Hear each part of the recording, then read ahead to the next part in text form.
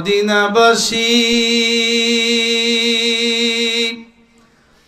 ধন্য তোদের জীবন,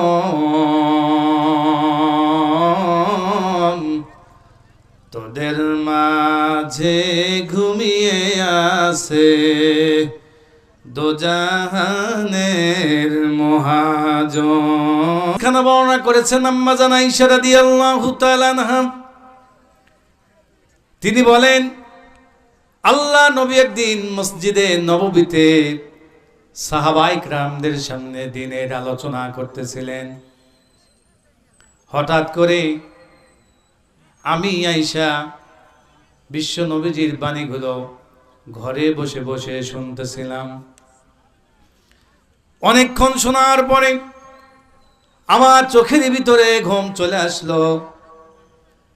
আমি দেয়ালের সঙ্গে পিঠটা লাগায় দিলাম। লাগানোর সঙ্গে সঙ্গে কোন সময় চোখে ঘুম চলে আসছে আমি টের পাই না, আমি ঘুমিয়ে গিয়েছি। অনেক সময় ঘুমের মধ্যে ছিলাম, আমি ওই সময় স্বপ্ন দেখলাম আল্লাহ নবী যেই জায়গায় সাহাবায়ে কিরামের সামনে কথা বলছেন তাদের মাথার উপরে এক খণ্ড মেঘ জমাট বেঁধে গেল। জমাট বাঁধার পরে বৃষ্টিও হলো। বৃষ্টি হওয়ার কারণে আল্লাহ নবী এবং সাহাবায়ে কিরাম ভিজে গেলেন। হঠাৎ করে আমার ঘুমটা ভেঙে গেল। ঘুম ভাঙার পরে আমি দেখতে পেলাম আল্লাহ নবী ঘরে আগমন করলেন। আমি নবীকে বললাম, ইয়া রাসূলুল্লাহি, ইয়া হাবিবাল্লাহ, হুজুর আমি স্বপ্ন দেখলাম আপনি যখন সাহাবীদের মাঝে দ্বীনের কথা বলতেছিলেন, কোরআন থেকে যখন আলোচনা করতেছিলেন, আপনাদের মাথার উপরে এক খণ্ড মেঘ জমাট বাঁধলো।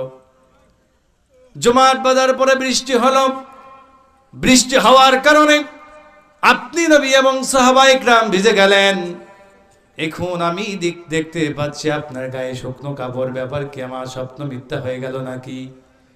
নবীজি বললেন, আয়েশা তুমি তো সাধারণ কোনো মেয়ে না, সাধারণ কোনো বিবি না, তুমি হলে বিশ্ব নবীর বিবি, তোমার কাছে শয়তান আসতে পারে না।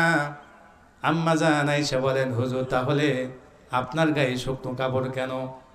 আমি তো ভাবছি আমার স্বপ্ন মিথ্যা হয়ে গেছে। নবীজি বললেন, আয়েশা রে তুমি জানো না তোমার স্বপ্ন মিথ্যা হতে পারে না, বিফলে যেতে পারে না। তুমি যে মেঘ দেখেছো সেই মেঘ বৃষ্টির মেঘ ছিল না, সেই মেঘটা ছিল আল্লাহ রব্বুল আলামিনের রহমতের মেঘ। আমি নবী যতক্ষণ পর্যন্ত আমার সাহাবীদের সামনে দ্বীনের কথা বলতেছিলাম, আল্লাহ রব্বুল আলামিন ততক্ষণ পর্যন্ত বৃষ্টির মতো আমাদের উপরে রহমত নাজিল করেছেন। ওরে আয়েশা শোনো, আমার উম্মতেরা কিয়ামত পর্যন্ত আমার উম্মতেরা যখন কোরআন থেকে কথা বলবে, দ্বীনের আলোচনা করবে, ইসলামের আলোচনা যেখানে হবে, যতক্ষণ পর্যন্ত আলোচনা চলবে ততক্ষণ পর্যন্ত আল্লাহ পাক তাদের মাথার উপরে তাদের উপরে রহমত নাজিল করবেন। বলেন সুবহানাল্লাহ।